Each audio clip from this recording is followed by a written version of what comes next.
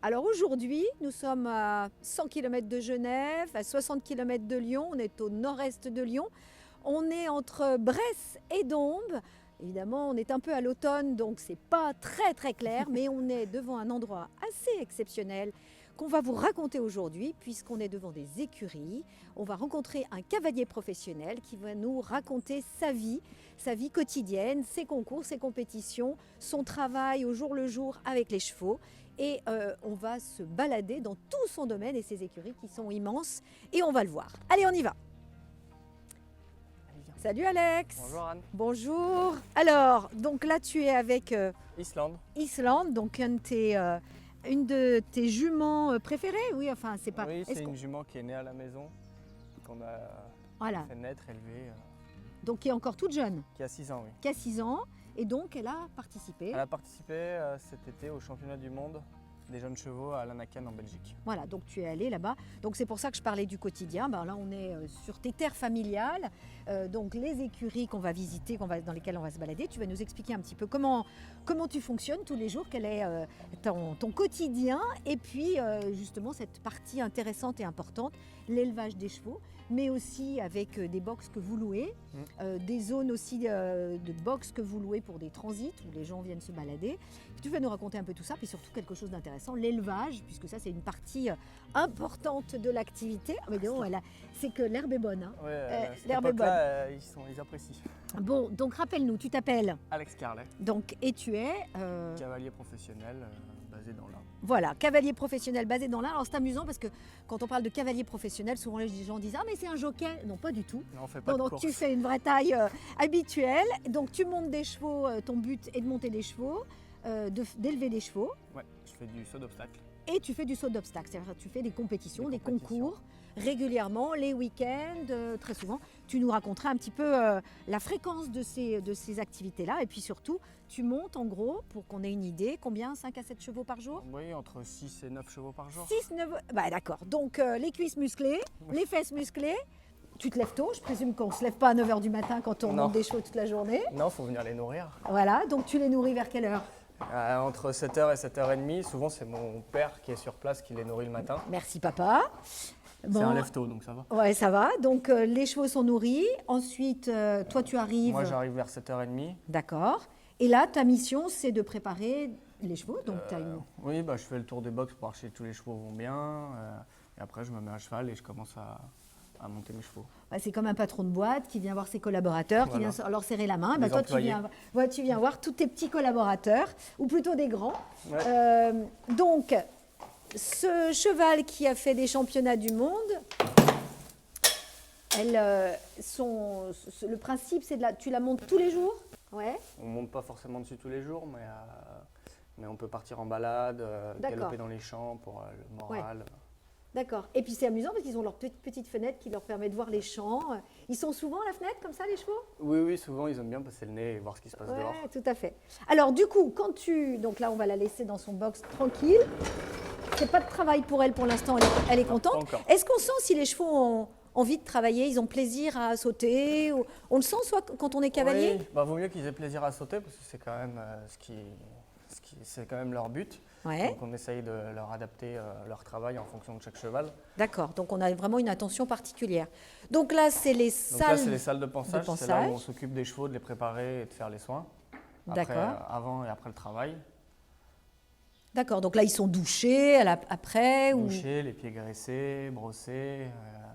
En ce moment, c'est un peu la période où ils prennent beaucoup de poils, donc on les tond. Vous les tondez. Ouais, ça, c'est pour une autre qu'ils mission. transpirent moins.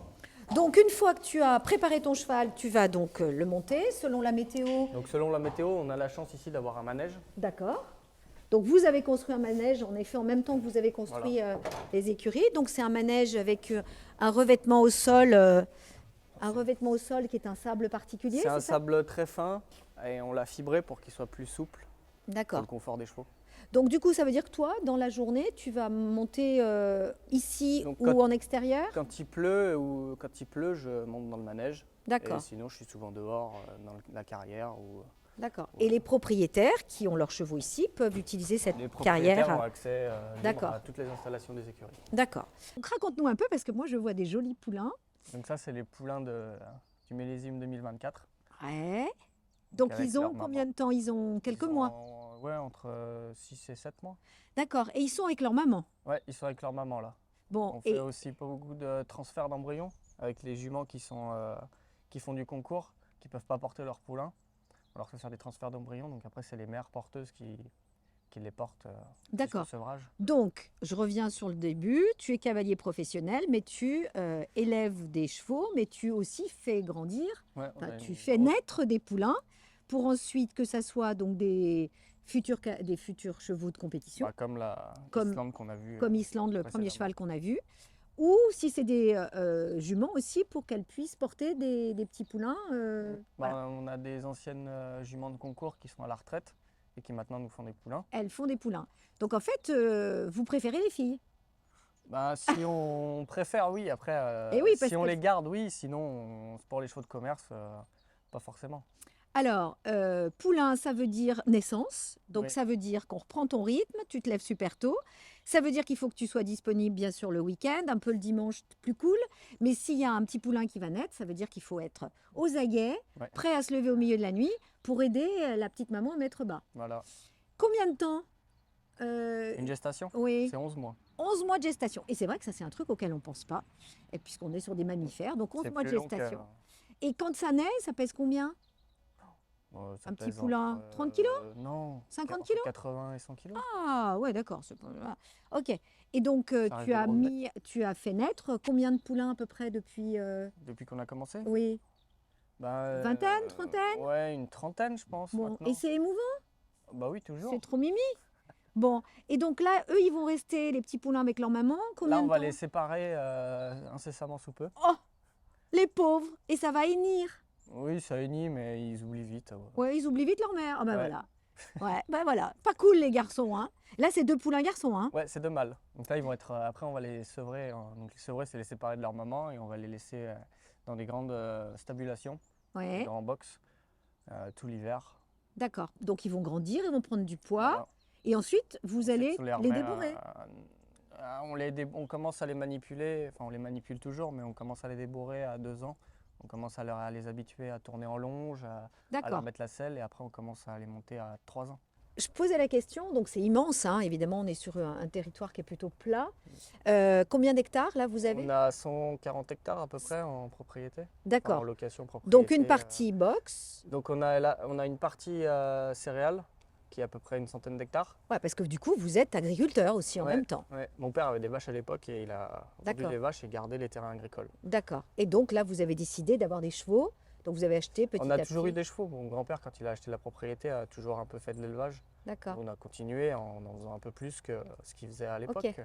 Et justement, toi, tu as été mis sur un cheval à quel âge ou un poney Depuis aussi loin que je me souvienne, j'ai toujours monté à cheval. Mes parents me D'accord. disaient que je savais que je montais avant de savoir marcher. D'accord. Donc en général, sur des petits poneys et puis petit à petit, des chevaux. On avait eu des petits Shetland. Voilà, on y va. Ah, c'est trop Commencer. mignon ça.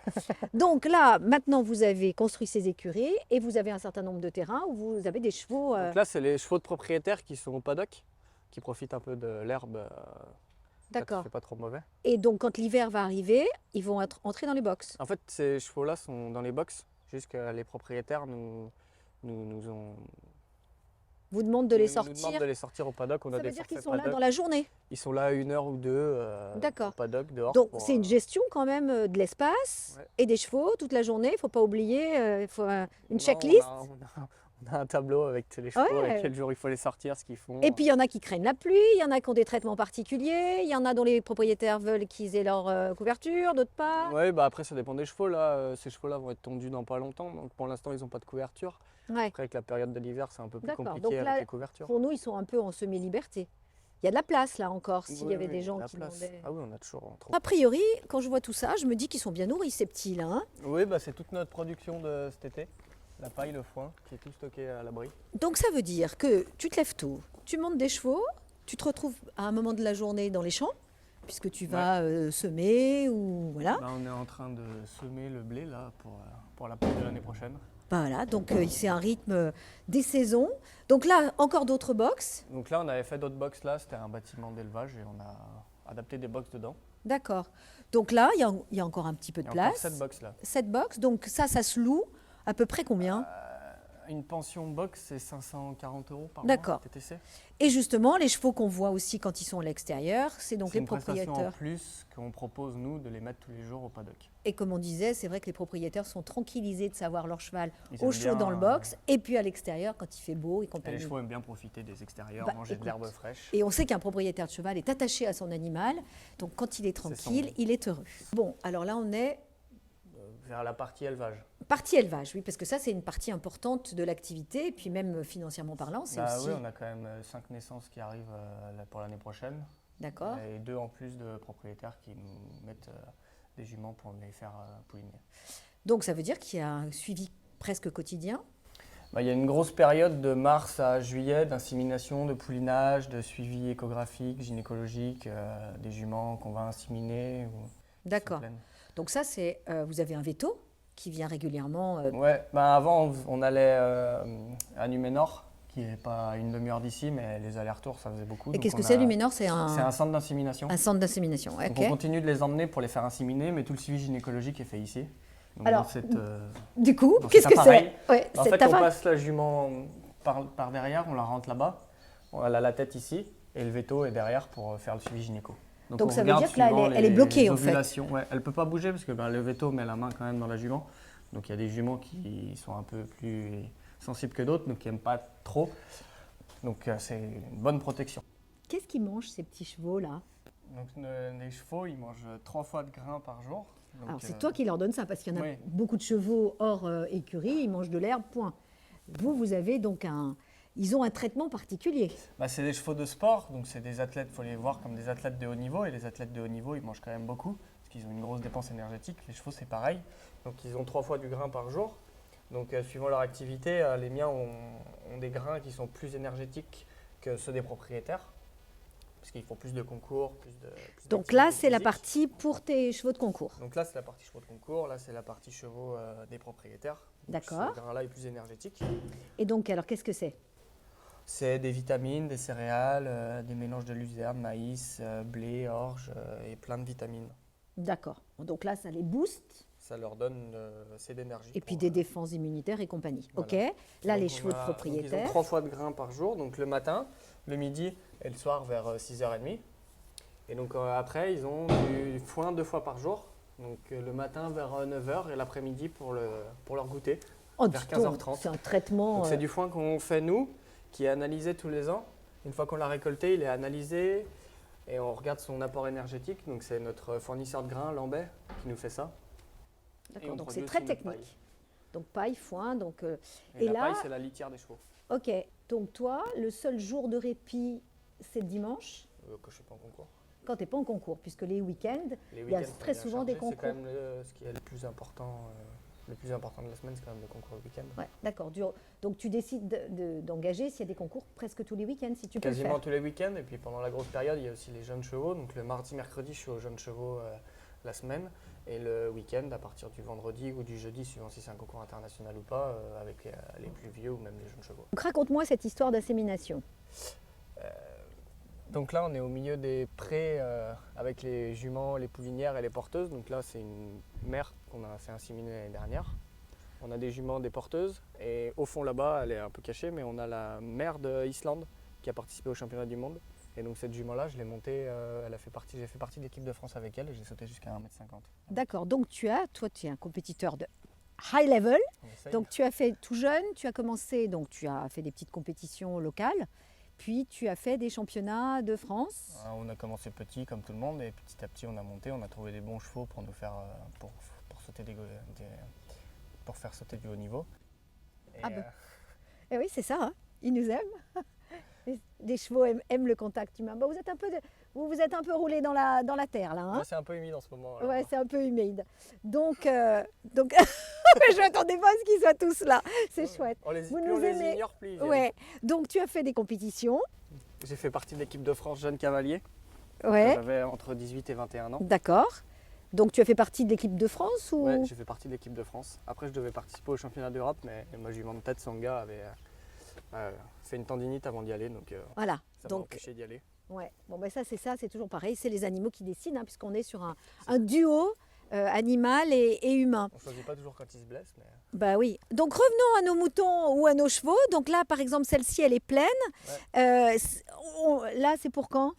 elle, ça va être pour avril-mai à peu près. Avril-mai, d'accord. Donc Elle porte, c'est une jument, c'est une porteuse, c'est une mère porteuse qui a l'embryon de mon ancienne jument de concours Sangha. d'accord. Donc c'est toujours un moment important, alors émouvant, on en parlait, mais important aussi, parce que tu fais évidemment naître des bons éléments qui On sont essaye. susceptibles de bien monter et de te faire gagner des compétitions. On essaye, c'est jamais aussi simple que ça, mais on essaye de prendre les bons pères avec les bonnes mères, que ça apporte du plus. Ouais, donc une histoire de filiation. On sait, les mères, on les connaît, on sait leurs défauts, on connaît leurs qualités, donc on essaye de choisir les talons en fonction de la mère. Toutes ces années de pratique, de boulot, ça mène à évidemment des compétitions et des résultats. Donc t'en es où aujourd'hui? Aujourd'hui, j'ai des chevaux qui vont de 3 à 12 ans, donc pour des épreuves de 4 ans, dans tout le circuit jeunes chevaux, jusqu'à des épreuves à 1m40, 45 avec mes plus vieux chevaux. Et j'ai un concours que je prépare et que j'aime beaucoup, c'est Equitalion. Alors justement, tu es cavalier équitalion depuis 9 ans. 9 ans. D'accord, donc ça veut dire que tu participes. Je représente Equita sur des concours sur un circuit qui s'appelle le Grand National. Et donc ça consiste en quoi là? Est-ce que tu te prépares psychologiquement ou... Non, on l'aborde comme un. Enfin, on prépare. Il n'y a pas une préparation autre que la préparation qu'on a pour les autres concours, c'est juste que c'est un concours qui est quand même très prestigieux et il y a du beau monde, c'est un bel endroit. Ouais, c'est impressionnant, il y a beaucoup de spectateurs. Oui. Il y a, je sais pas combien, 200 000 presque. Ouais, donc c'est un moment important. Et toi, tu ne te prépares pas spécialement pour cela? Non, les chevaux sont un peu différents à l'intérieur qu'à l'extérieur. Après, moi, mes juments que j'emmène, les 2 juments que j'emmène, elles ne font pas trop de différence, donc ce qui est plutôt pas mal. Mhm. Et toi, tu es à l'aise dans ce genre de compétition? Moi, je le prends comme une compétition normale. Ouais. Et quand tu démarres, quand c'est une petite cloche, Sonne cloche. la Cloche sonne. la cloche sonne, quand tu démarres, à quoi tu penses? Je pense à mon parcours, à ce qu'il faut que je fasse en parcours, les difficultés qu'il y a, les nombres de foulées, le tracé. Ah, parce que c'est hyper technique, hein. On s'en rend pas compte, mais il y a quand même beaucoup de paramètres, parce qu'il faut que le cheval soit bien avec nous, qu'il nous écoute, qu'il soit aux ordres, il faut penser au parcours, aux foulées, au tracé. Donc tu reconnais par exemple l'équitalion, tu peux reconnaître Oui, le... dans chaque concours, on a 15 minutes de reconnaissance qu'on fait à pied, donc on À compte pied. les distances, on regarde le tracé, où on passe, les obstacles, la difficulté. D'accord. Et ensuite, quand tu pars, donc tu fais abstraction de tout ce qu'il y a autour, de la musique, des sons, des voix, des cris, des gens. Et tu te mets dans la bulle et est-ce que tu sens si ton cheval est réceptif ce jour-là, plus, moins, ou tu sens rien et tu y vas Non, après on ressent quand même beaucoup de choses en étant sur leur dos, et après c'est comme nous, on a des jours sans, des jours avec, donc on essaye de composer avec eux. ton but futur, donc là on a quelque chose à courte échéance. Et ensuite, qu'est-ce que tu voudrais faire, puisque le but c'est de progresser, c'est donc d'avoir les meilleurs chevaux, si possible que ce soit les chevaux de ton élevage, puisque c'est d'avoir les chevaux de l'élevage, comme là les championnats du monde avec la jument de 6 ans qui est née chez nous, c'est quand même une fierté d'emmener des chevaux à ce niveau-là, surtout qui sont nés chez nous. Après, à long terme, j'aimerais participer au gros concours, c'est ici 5 étoiles, faire du haut niveau régulièrement. Donc pour ça, il faut que j'arrive à vendre des chevaux, à avoir des propriétaires qui me confient des chevaux, confier pas forcément, ou alors qui achètent des chevaux pour que tu les montes. Voilà, donc en fait il y a tout un travail aussi, et c'est du business quelque part, puisque si tu veux pouvoir progresser, il faut... Voilà, mais que tu puisses monter des chevaux de très belle qualité qui te permettent justement au cheval et à toi de monter des étapes de façon à passer des grands concours. J'essaye de les sélectionner pour qu'ils fassent du haut niveau. Merci à toi pour cette balade sur tes terres, sur les terres familiales, dans un bien bel endroit, et on se donne rendez-vous donc dans quelques jours.